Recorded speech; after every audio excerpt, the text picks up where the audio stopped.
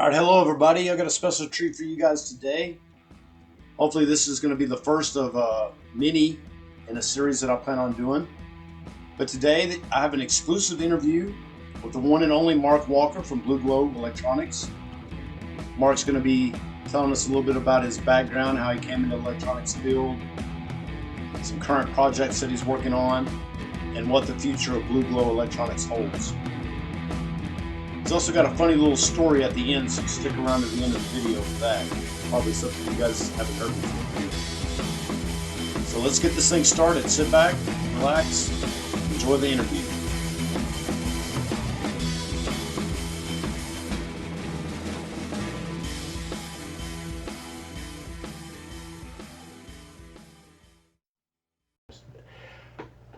All right, so hey, this is Will with SRT Amplification, and I have with me today a very special guest known throughout the YouTube world in the electronics field.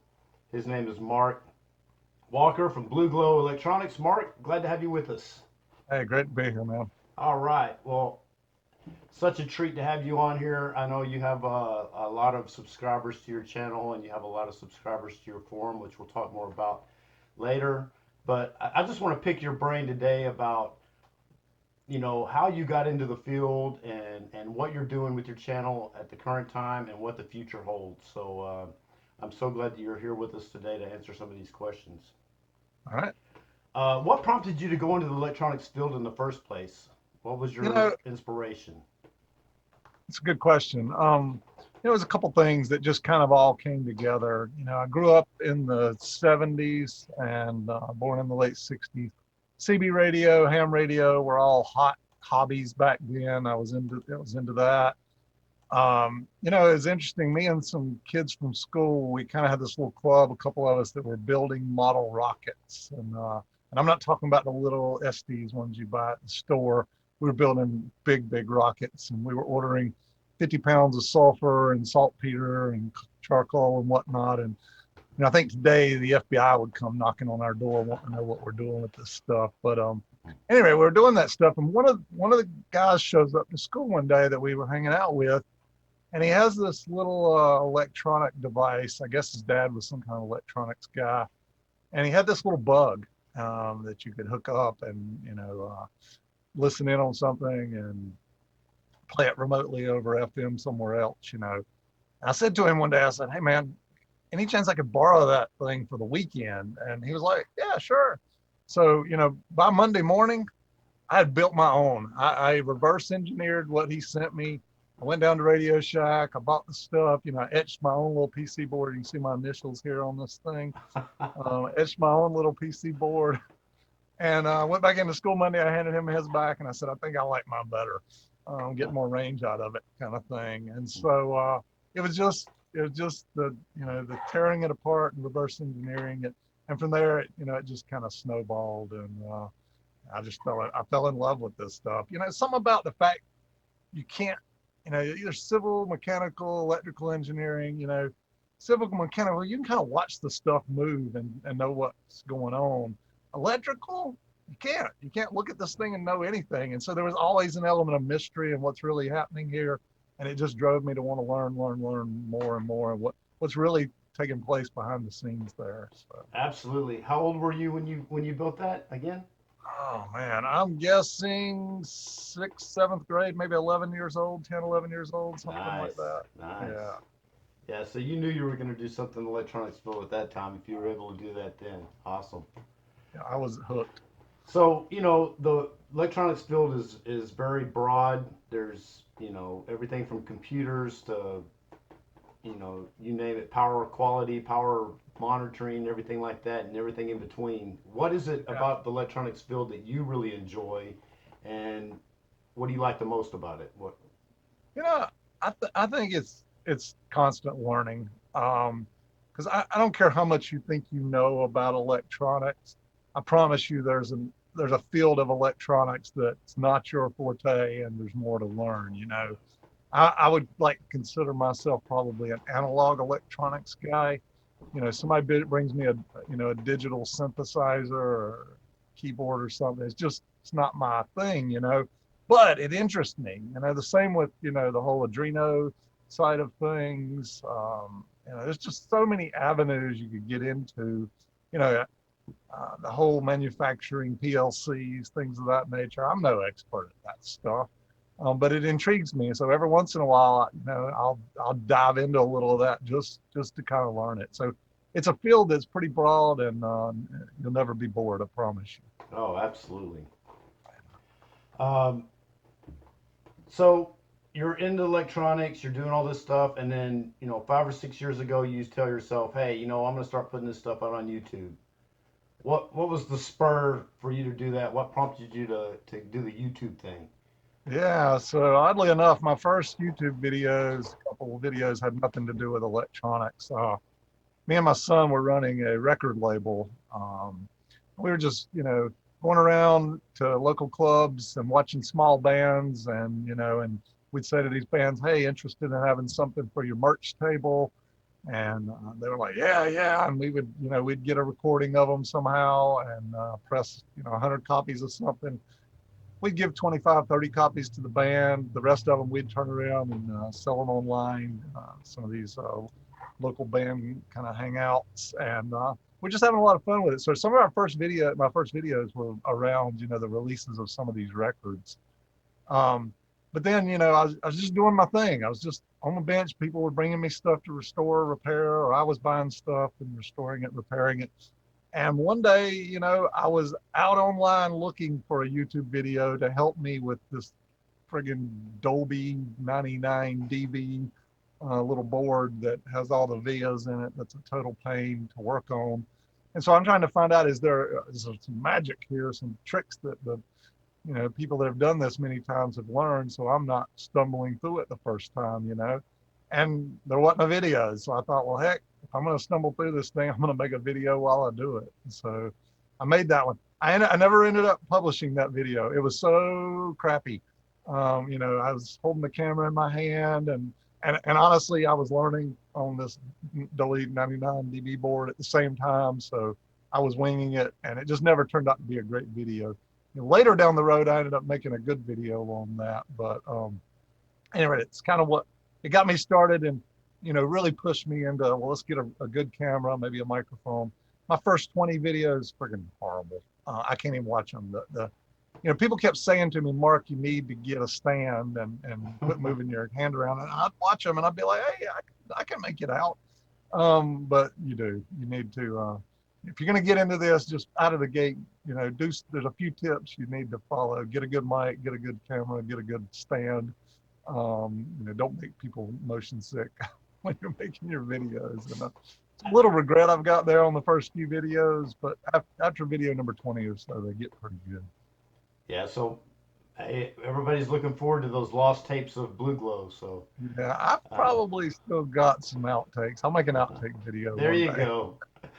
I'm sure they'll be in high demand. So that leads us into the question. With everybody making, seems like everybody's making YouTube videos today. Whether they're just getting out there and showing some kind of DIY or something. Um, Yeah. Everybody's got their own little niche. And what is it about making YouTube videos that you like? And of course, what is it that you don't like about making YouTube videos? There's got to be some pros and cons. Yeah, wow. I tell you what, I'm going to start with what I don't like and go to what I like. What I don't like is it is just super, super time consuming. So I work a full-time job, probably 60 plus hours a week, and I'm just trying to fit this in an hour here in the morning when I wake up early, an hour over here where my wife went to bed before I did, and I try to carve my evenings out during the week to spend time with my wife, so it's just fitting it in. And unfortunately, I could take something I'm working on. I could probably do the repair in 20 minutes, or I can choose to make a video of me doing that repair. And instead of 20 minutes, it's 3 hours or whatever, And then you got the editing time, and it adds up. But it's one of those things, if you're going to be doing this stuff, I never really got into this. It's not been for the money. Maybe years ago when I had little kids and whatnot, wasn't making great money way back in the day. Maybe so, but the last 20 years, it's really just been for the fun of it. So You Yeah. know, the time you just do it, it's giving back to the community, you know, that kind of thing. Um, the thing I like the most about it, and this is, you know, this is probably no secret to some of you, but maybe some of the others, it is I make videos all the time on stuff that I've done before. I kind of know, but I wouldn't say I'm the expert. You know, there's this thing where um, I don't know if you ever heard this. There's kind of like three levels of understanding, or somebody told me this. College professor told me this a long time ago, right? It's like the first level of understanding um, is you kind of understand it. Okay, so I see a car, I see the engine in the car, whatever. I kind of understand how that works, right? The second level of understanding is, you know, can you do it? Okay, could you build that engine, right, and put it in that car and make it run, right? And then the third level of understanding is, could you teach that to someone else? And so a lot of times my level of expertise is at number two. I can do it. But when you want to make a YouTube video, you better be at that level of understanding number three, which is you can teach it to someone else, which Right. means you got to give all the context around it, maybe a little bit of the history, why it's done this way, the different ways you could do it. So it pushes me constantly to learn. So to take my level of understanding from maybe that one or two to a three before I make the video. So I end up spending time sitting on the couch with my wife at night, researching, reading, you know, just getting my level of understanding up to that number three so I can make a video on it. And, you know, that's what I like the best is that whole learning aspect and pushing me to kind of go to the next step. You know, I used to teach at a community college way back in the day at night as an adjunct professor for quite a few years. And, you know, that what they love the most about me is, you know, the guy in charge would come to me and he would say, "Hey, Mark, I've got somebody going out on maternity leave. Could you teach a class in whatever X, Y, or Z topic, you know, Quicken or maybe software development methodologies or whatever?" And I'd say, well, in my mind, I'm thinking I know very little about that, but yes, I'll teach a class in that, you know. And I would just be 3 days ahead of the class every time, you know, studying what I was going to teach them, and I would kind of convey it. And if they had questions and I didn't have the answer, I'd say, "Hey, I'll get back to you." So winging it all along the way, and I'm doing that right now, and I'm doing it in this video here today. So Right. I mean, you're absolutely right, and I don't know whether you know it or not. You've taught a lot of people just with your YouTube videos. So yeah, many people have learned so much from you, and I know as an instructor myself, I I see a big difference between somebody who gets up there and teaches off a lesson plan and somebody who yeah, gets up there and teaches from experience. They add a whole new dimension to whatever they're teaching. So that's awesome. And as far as the least, the thing you like least about making YouTube videos, what a lot of people don't realize is they watch a 30-minute YouTube video and they don't realize that hours went into that, making it that 30-minute video. So um, or maybe more people are realizing that now that some things like these interviews and stuff like this are happening. But well, so current activities, you got a lot of things going right now. You got this O-Scope video series out. I got too much going right now, to be honest. You got this O-Scope video series out, which I've really enjoyed. I've learned a lot from it. Yep. Um, I found it very informative in many aspects. There's some things about the O-Scope, and I pretty much use an O-Scope every day. And I didn't know some of the things that you were putting out there.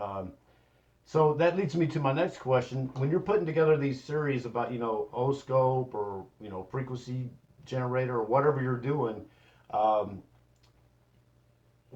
do you learn more about the equipment yourself by preparing to give that, video or make that video block, or how does that work? Ab- Absolutely. I'll give you an example. Just this oscilloscope series, right? You know, you take any oscilloscope, right? A lot of buttons on it, right? Um, and 70% of those buttons you probably don't use on a given day, you know. So there's always nuance to everything, and especially like the digital scope. You know, this one I've used all the buttons on it, you know, at least once in my life, kind of thing. But there's a lot of features and functions in the menus of a digital oscilloscope that, you know, I've seen when I read the manual, but it's never played out in practicality for me. But if you're going to make a video on it, you want to cover that topic, you know? And so, yeah, constantly pushing. The same with the, like the 8903 over here, I use all the time. I used that manually for many years and, you know, just pushing buttons, boom, boom, boom. I knew the button combinations well, and I just used it for my own use. Then I got into this video stuff, and all of a sudden I'm like, wow, I'd really like to be able to, you know, make graphs and frequency sweeps, response sweeps and whatnot. And, you know, there was that Pete Millett software out there with the GBIC interface to this, to your computer.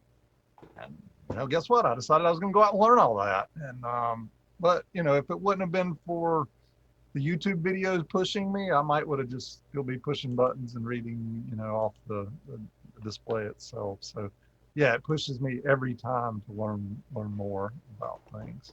That's awesome. And you know, the more you learn, the more you're able to share in your videos. So that's great. I mean, I'll give you a great example. The difference between alt and chop. Okay, back here. Here's the way I've used that in the past. I'll be looking at the screen and I've got you know, a signal, and maybe it's looking a little funny. I'll hit the alt chop button and see which one looks better. But I really never in my mind over the years dug in and looked at the behind the scenes, what's the difference between alt and chop inside of this thing. Oh I just yeah, push the buttons, you know what I mean? And yeah, it's that way. I figure out a lot of stuff that way. Well, what does this button do? Don't yeah. necessarily always go read the manual and realize exactly what's going on behind the scenes behind those things. But I think that's true for a lot of practical, you know, kind of engineering. So, Yeah, I mean, like I learned here a while back how to make the I never can say this word, but it's the mathematical. I guess it's the legit. I don't know, some French guy, right. litigious or something. I know you know what I'm talking about. I Yeah. never can say that word, but it's when you put two different frequencies into an O-scope, Right. like maybe like harmonic of each other or whatever, and you get the different patterns, the infinity symbol, and all that stuff. Right. And Right. yeah, you can do that with the O-scope. It's pretty neat. And of Yeah, you course, might see that in an upcoming video here. oh wow, I'm giving things away now, man. Maybe you can pronounce the word better than I can, but I I can. can't. I hadn't read that far along in the book I yet. actually did a research paper on the guy, and I don't know why. It was many years ago, but I don't know why I can't pronounce his name. But he was doing that stuff. It didn't have anything to do with electricity. It was purely mathematical, and he Right. was using it in art forms and stuff like that back in the 1800s. But yeah, Well, but I mean, a sine wave is mathematics, so it all works out. Um, the FFT function of the O-scope and stuff like that, that might be something good to put on there. yeah. I even watched the video. I don't remember who put it out here just recently about not using the FFT function of an O-scope, but using the sync function and actually kind of making the O-scope able to kind of give you a spectrum analyzer type of function. Although it is showing time and not frequency, but the way it puts it on there, so that's pretty neat. I'll tell you, here's an interesting thing I've learned.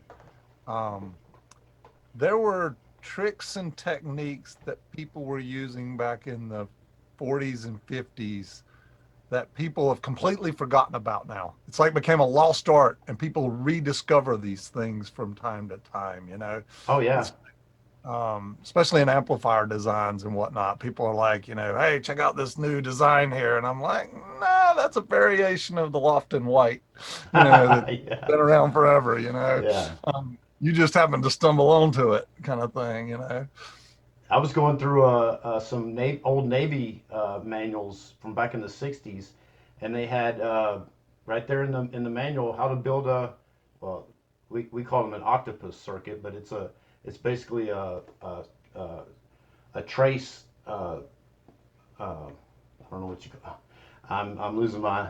It's a tracer. It's a yeah, curve tracer. professor, yeah, Yeah, we yeah, called it an octopus, but basically it's a simple circuit, and it's right there in the book how to build it.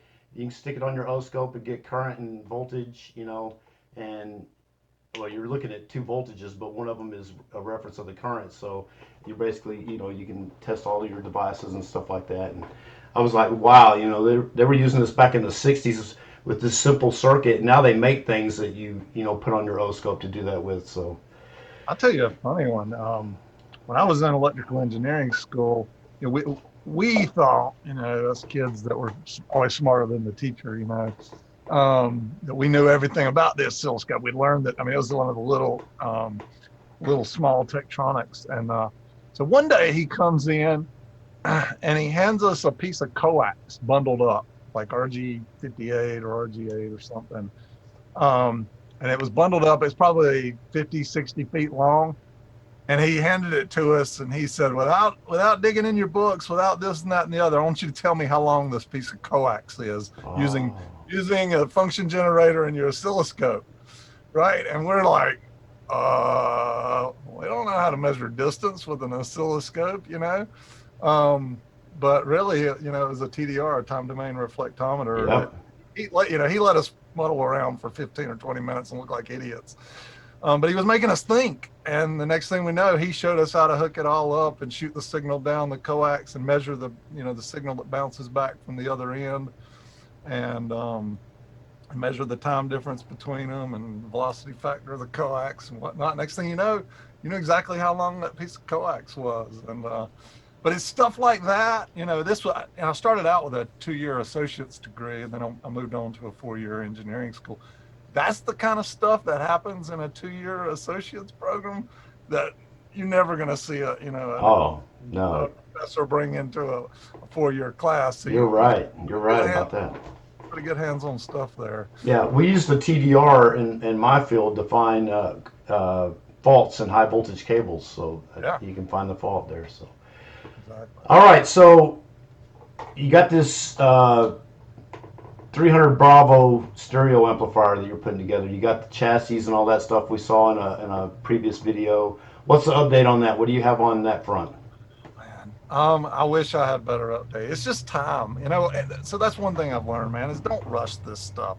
If if it takes me 6 months or it takes me 3 years to get this 300B where I want it and get the video out here for you guys, I'm going to take whatever time it takes, because if I rush it, then it just turns into something that nobody really wanted and people are disappointed. I'd rather have them disappointed over how long it takes to make it than over the product at the end of the day. And you know, I mean, you can see back here, I'm way deep into this thing.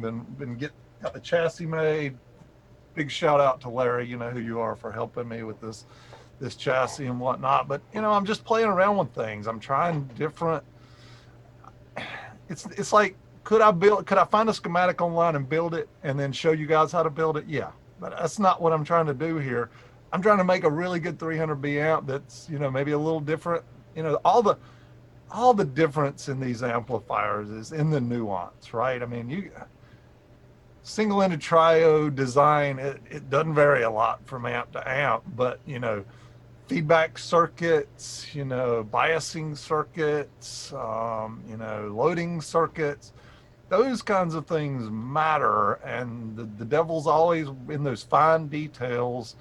And so I'm just exploring right now. So I'm having a lot of fun on the bench, just exploring. And when I get it where I want it, then we'll kind of crank it out. You know, chassis wise, I think, you know, I've learned a few things. So, you know, this is one of those things where I had this chassis made up. Larry and I spent a lot of time drawing it in CAD, going back and forth. Let me say that. Larry was drawing it in CAD. I was, you know, course correcting on this side of my own dumb mistakes. We went back and forth a lot, and we finally got it where I want it. And then I paid to have this chassis built. So the first one cost you, you know, $400 because it's a prototype and it's all labor based, right? The fabricator's got to spend time just making one. You know, the next batch I get 10, maybe they're $200 a piece. Maybe if I order 50, they get down to $100 a piece. You know, it kind of works that way.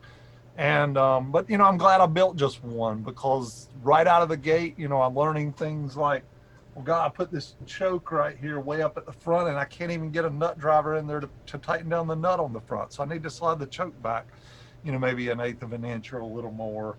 You know, various things like that I've learned while building this, that you know, playing with the prototype. So the next round will be a little different, and I'm thinking I'll do a batch of 10 or something next round, and maybe get a few interested viewers that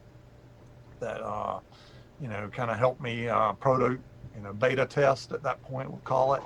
And if all things go well there, then I'll get a real batch of 50 or something like that going. But just having fun with it, taking my time in between this, trying to fit in the oscilloscope video, and my building down in the barn is getting to the point I'm able to start doing things down there and getting it organized and whatnot. So that's consuming a lot of my weekend time right now. So sorry for the delays on the oscope video. It's really just, you know, the building right now, and same with this thing. But we'll get to them, and you know, when as we find the time.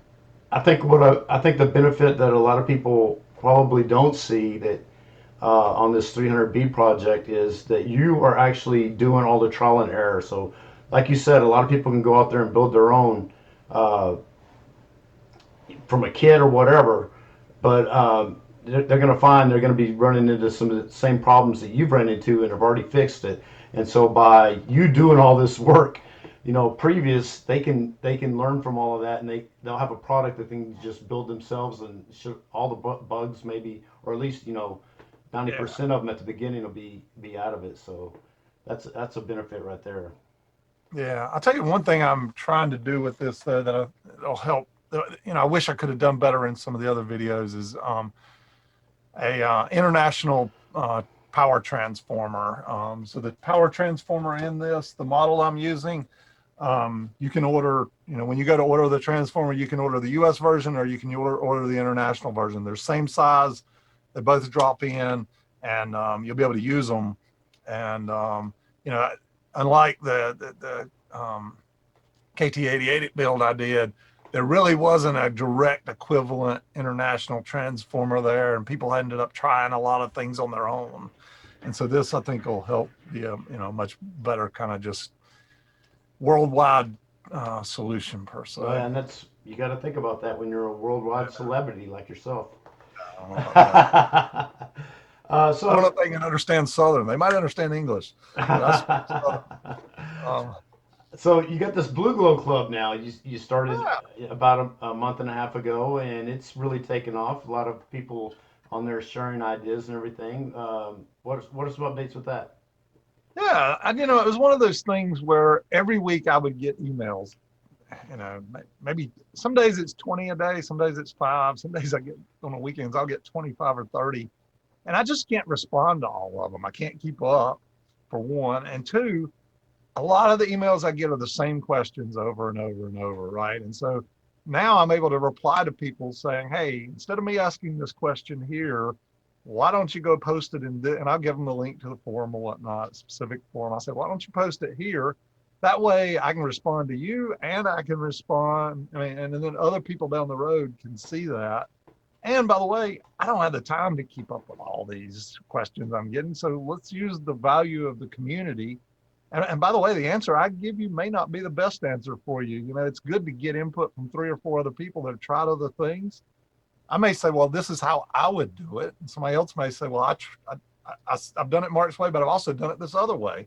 And so it gives people multiple options on things. And, you know, I kind of created it mainly to tell you what, I'm not knocking anybody else's forums because I hang out on all of them, right? I'm knocking some people on some of the forums out there. There seems to be a lot of, I don't know, call it know-it-alls, you know, and whether they do know it all or not, that's irrelevant. It's how they come across to new people, right? Right. Somebody will post a question and say, hey, I was wanting to know how to tighten the tube pins on my tube amplifier or whatnot. And, you know, and you'll always get this kind of jerk or whatnot that'll say, well, that question's been answered 28 times on this forum already. If you would just read the forum, you wouldn't waste our time asking this question again. Probably not those exact words, but that's the gist of the kind of condescending, you know, make people feel dumb for asking a question kind of thing, you know.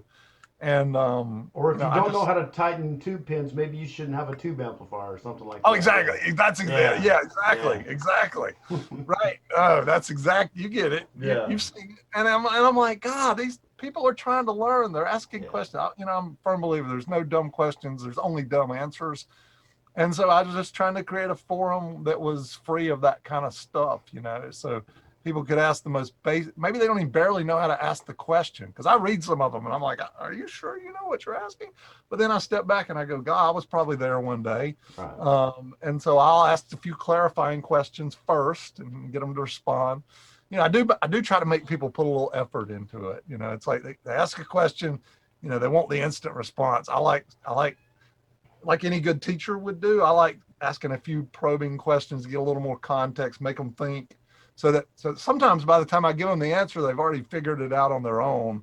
I'm just asking a little probing stuff along the way, but it's what any good teacher would do. Yeah, I'm really enjoying the forum. I've learned a lot off of people on there, and I really don't. I think I've made a couple of posts on there, but I really just enjoy reading this stuff more than anything. I'll tell So you what's really blown my mind on the forum, and it is that the level of people that are.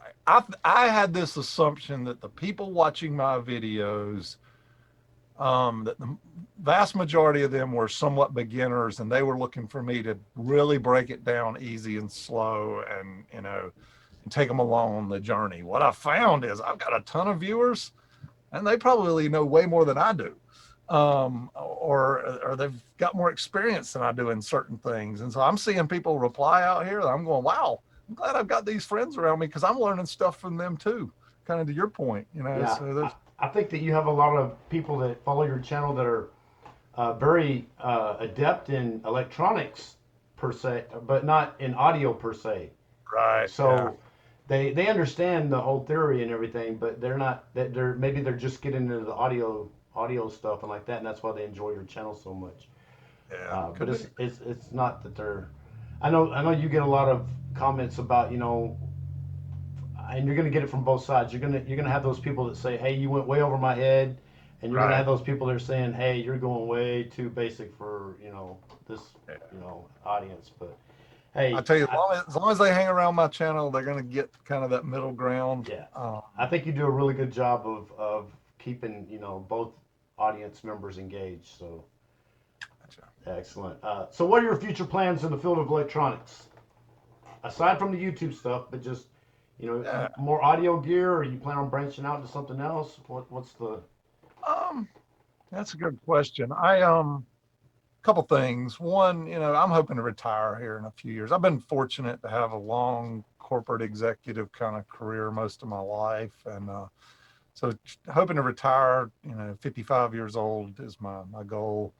And I always thought in the back of my mind, when I retire, I'm going to go back to this teaching thing because I told you I used to teach at community college, and they used to come to me all the time and say, "Hey, we want you to teach full time, be a full time instructor for us." And I would always look at my salary at work, and I'd look at my salary as a teacher, and I'd say, "Oh, I'm going to have to stick over here." But if it wouldn't have been a money decision, I would have quit my corporate job years ago and just went and been an instructor. Um, but I had kids and all that, so I kind of stuck with the corporate route. So I always thought I'd go back to teaching one day, what I really enjoyed and whatnot. And so I've had this vision around teaching. I went back and got a master's degree when I was 30 years old or so, and did that just so I could, got an MS degree so I could teach. Have probably never chase the doctorate, I doubt, but I wanted to open up doors of what I could teach, kind of thing. And but now what I'm finding is, God, I'm already teaching, and yeah and so maybe I don't need to go back. I might need to for insurance reasons. right It's always about that. What's your retirement career, so you can keep insurance thing these days. But if I can figure out the insurance thing, I would just teach. So I'm working on this audio barn down here now. There's a couple angles to it. One, I want a place to store all my nice restored gear so that people could come in, pick something off the shelf, say, wow, I've always wanted a Marantz 8B. There's a beautifully restored example of one. Let's take it upstairs to the listening room. Let's listen to it. Wow, I really like that. I'd like to buy that mark, right? So I'm wanting that angle of it. Two, building an area where I can teach, right? So maybe I set up shop with, for 8 or 10 people, hold once a month, hold a class, I've thought about kind of two angles of it. One, maybe do like maybe a Wednesday, Thursday class that would be theory and just classroom kind of stuff, the backdrop. And then maybe Friday and Saturday would be, build an amplifier. So if somebody wanted to just pay for the 2 days and show up and build the amplifier, they'd leave with a fully built amplifier if they didn't feel like they needed the precursor stuff, or somebody wanted to pay for the additional 2 days up front, they could do that. And if I just did a class like that a month, that might be all I need in retirement career kind of thing. So that, and I think I keep doing the videos here that, I can bring some income in that way, maybe some Patreon type stuff. I don't know. And then I've always thought I'd get back to restoring. And to me, honestly, that's the thing I'll have to figure out, whether I've got time between teaching and all the other fun stuff I want to do. I do want to get back out in the community more. I've always wanted to travel further to Hamfest and outings and go to audio shows and whatnot. And my day jobs just kept me from having time to do a lot of those things. So hopefully spend more time traveling related to the hobby and whatnot. I got a phone call 6 months ago from the guys that are running the Western Electric facility now, making the 300B tubes. And they invited me to come down to their factory and see it and get a grand tour and all that. And again, I just haven't had the time to fit it in. Oh, wow. That'd be amazing. Just precluding to a video that might happen. That'd be amazing. He actually invited me, and same phone call, he called me. Invited Dennis had too. So I pinged Dennis. I'm gonna see if maybe he and I'll just jump in the car and ride down there one day when this COVID stuff's behind us. What are their production numbers like? I mean, are they turning these things out, or? Oh, they are. They just, I guess, 2-3 weeks ago, finally released their product. I'm starting to see them pop up on Facebook groups where people are getting them now, putting them in their gear. I think they went the mile on this one, to try to get it right this time. So hopefully Nice. so. I mean, I know the price of a pair of those tubes, a little over $1,000 or whatever. It seems like a lot, but those old ones are getting up there in the $5,000, $6,000, $7,000 range, and you just can't get your hands on them. And people sink a lot of money in this hobby, and so it's all relative, I guess. Absolutely.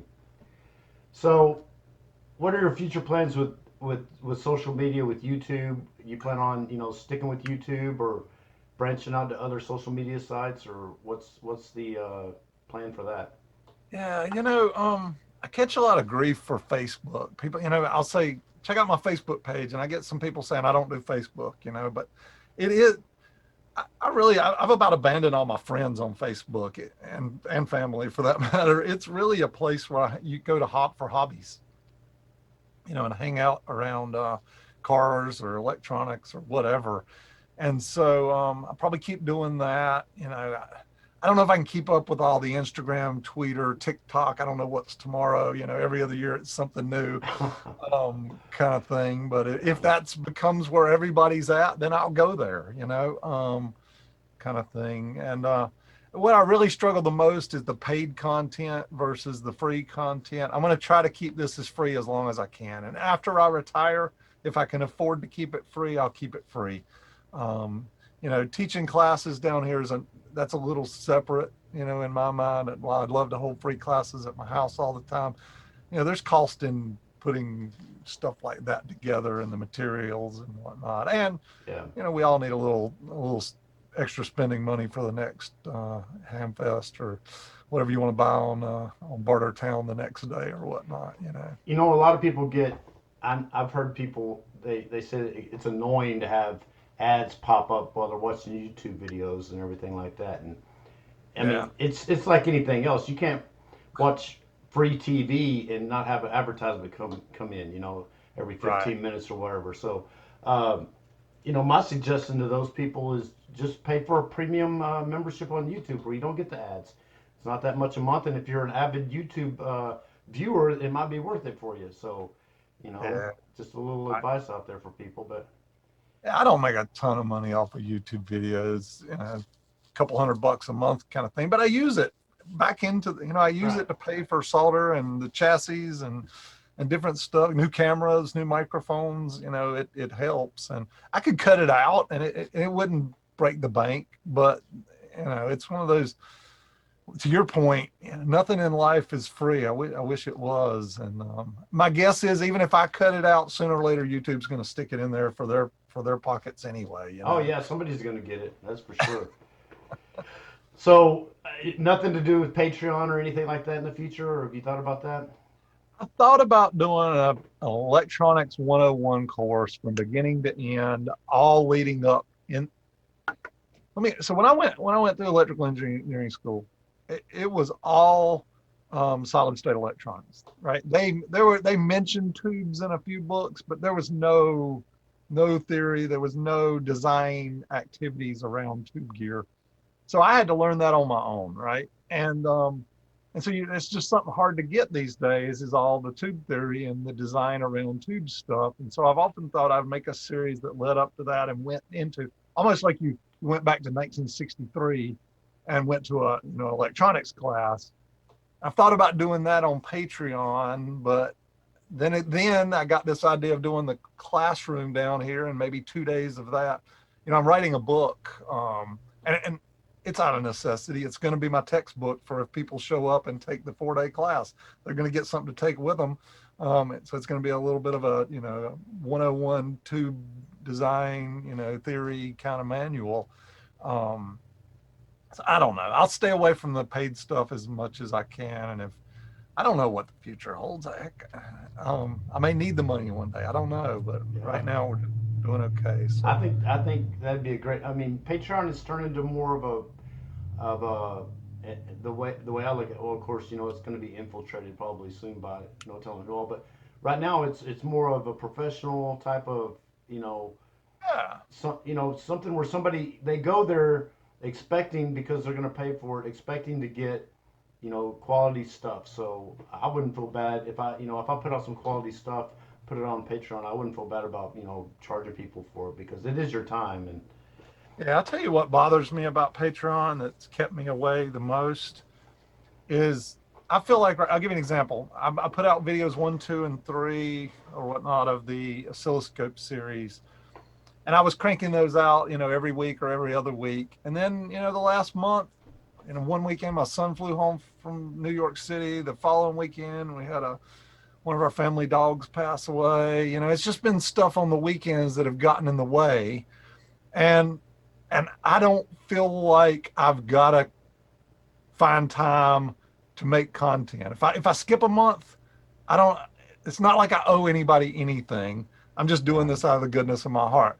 The minute I have 500 Patreon subscribers, then I'm looking at my wife and I'm saying, "Hey, honey, I'm sorry. We're grieving over the dog, but I got to go make a video." oh yeah, That's the part that bothers me. I feel like then I'm on the hook because people are paying me money every month. I'm on the hook to deliver content every month. yeah.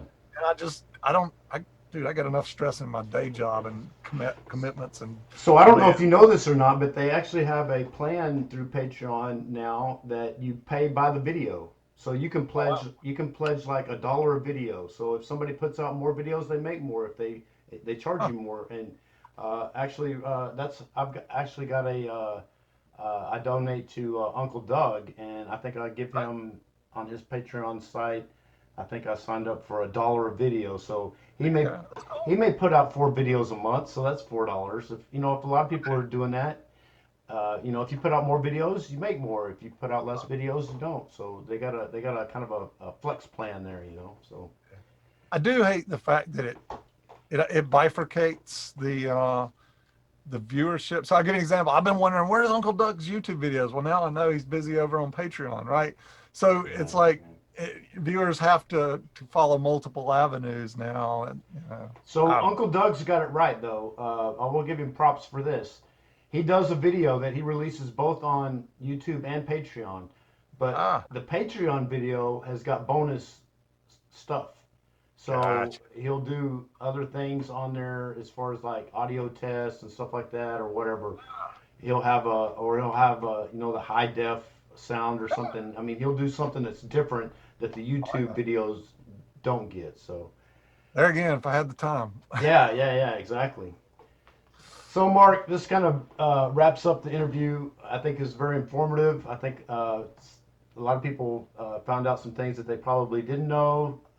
A lot of the other things they probably have heard a million times. But I just want to give you the opportunity at the very end here to leave the viewers with something they probably haven't heard before, or maybe a little anecdote or something, and just let you have the floor on the way out. Yeah, want to say thank you to all my loyal viewers. You guys have been great, and this is just a fun hobby, and I hope we're all just doing this for the fun at the end of the day. Yeah, I will tell a funny little story I was thinking about the other day, though.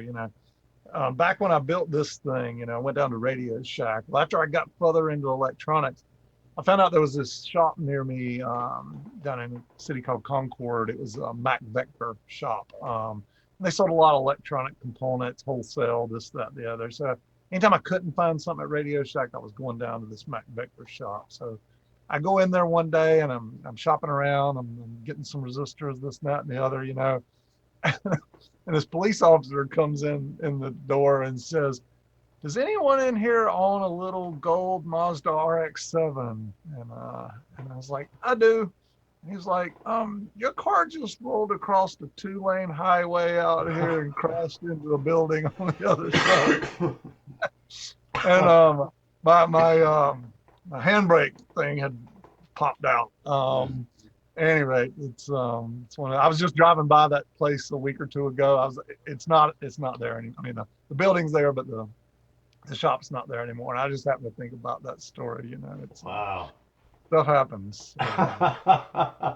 So, any words of wisdom for us? Oh, pull your handbrake really good.